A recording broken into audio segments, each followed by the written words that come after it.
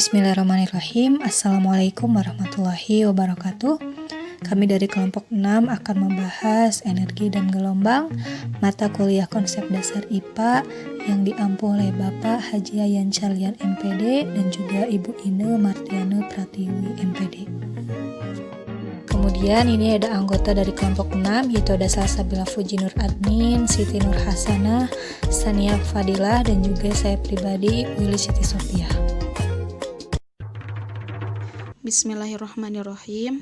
Di sini saya akan menjelaskan tentang pengertian energi.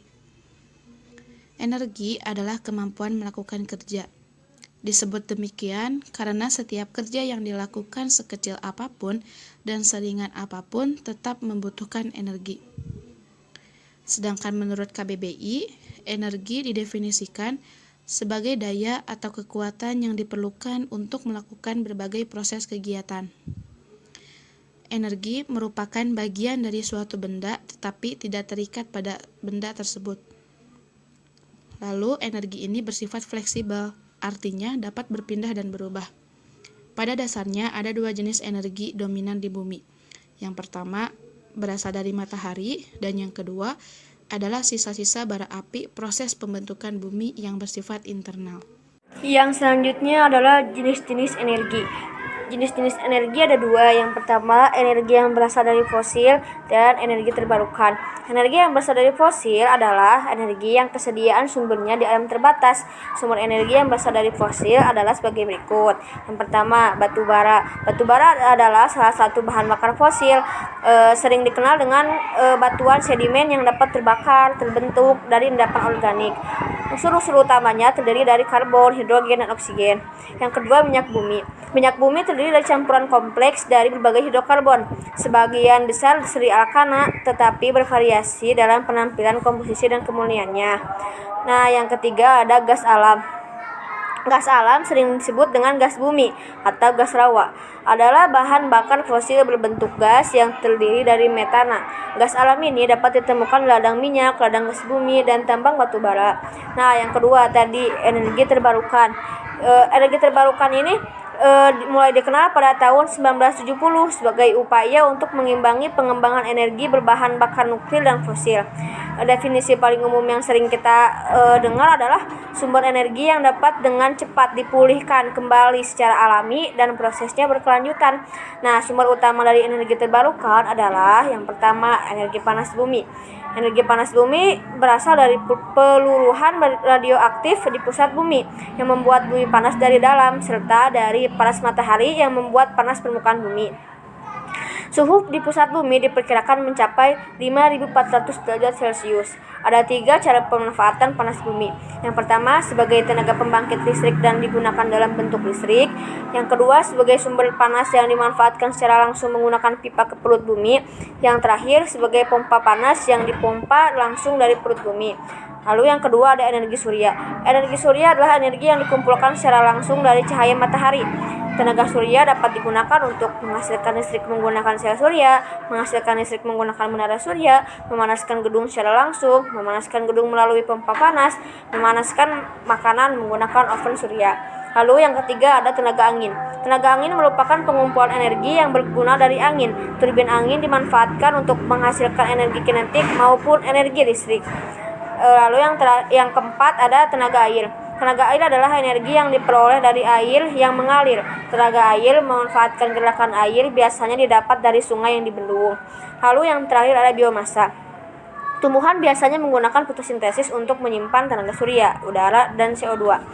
Bahan bakar biomasa atau biofuel adalah bahan bakar yang diperoleh dari biomasa organisme atau produk dari metabolisme hewan, seperti kotoran dari sapi dan sebagainya. Ada 2 metode dalam memproduksi biomasa, yaitu dengan menumbuhkan organisme penghasil biomasa dan menggunakan bahan sisa hasil industri pengolahan makhluk hidup. Selanjutnya ada pengertian gelombang.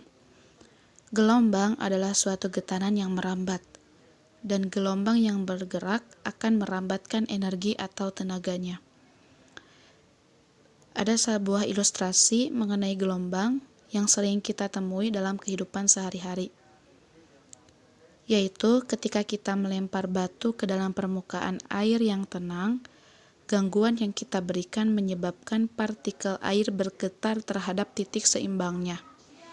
Ilustrasi di atas menunjukkan bahwa ada yang bergerak dan merambat pada permukaan air. Getaran tersebut merambat sepanjang permukaan air dan permukaan air secara radial dalam bentuk gelombang. Jadi, gelombang dapat didefinisikan sebagai getaran yang merambat dengan energi tertentu. Jenis-jenis gelombang. Jenis gelombang berdasarkan medium perambatannya. Gelombang mekanik. Gelombang mekanik adalah gelombang yang dalam perambatannya memerlukan suatu medium atau penghantar untuk dapat merambat. Medium gelombang mekanik juga dapat berupa zat padat, zat cair, atau juga gas. Gelombang elektromagnetik. Gelombang elektromagnetik merupakan gelombang yang merambat tanpa memerlukan suatu medium sebagai media perambatannya. Contoh gelombang elektromagnetik adalah gelombang cahaya, gelombang radio, radiasi inframerah, radiasi ultraviolet, sinar X, dan sinar gamma. Jenis gelombang berdasarkan arah rambatannya. Yang pertama, gelombang transversal. Gelombang transversal adalah gelombang yang arah getarnya tegak lurus terhadap arah rambatannya. Contohnya, gelombang pada tali, gelombang permukaan air, dan gelombang cahaya. Kedua, gelombang longitudinal. Gelombang longitudinal adalah gelombang yang arah getarnya sejajar atau berimpit dengan arah getarnya. Contohnya, gelombang bunyi dan gelombang pada pegas. Kemudian ada sifat-sifat gelombang. Yang pertama, perambatan gelombang. Gelombang merambat melalui medium yang disebut gelombang mekanik, sedangkan gelombang yang dapat merambat tanpa medium disebut gelombang elektromagnetik. Kedua jenis gelombang ini memiliki arah rambat yang sama, yakni lurus tetapi dengan kecepatan yang berbeda, tergantung pada jenisnya. Kemudian yang kedua ada pemantulan gelombang. Pemantulan cahaya dan pemantulan bunyi sering kita temui dalam kehidupan sehari-hari. Sebagai contohnya yaitu jika kita berteriak dekat dengan suatu dinding atau tebing, maka akan dapat merasakan gejala pantulannya. Kemudian yang ketiga ada pembiasaan. Gelombang bisa mengalami suatu pembiasaan. Pembiasaan gelombang ini sangat dipengaruhi oleh perbedaan medium. Kemudian yang terakhir ada difraksi atau lenturan.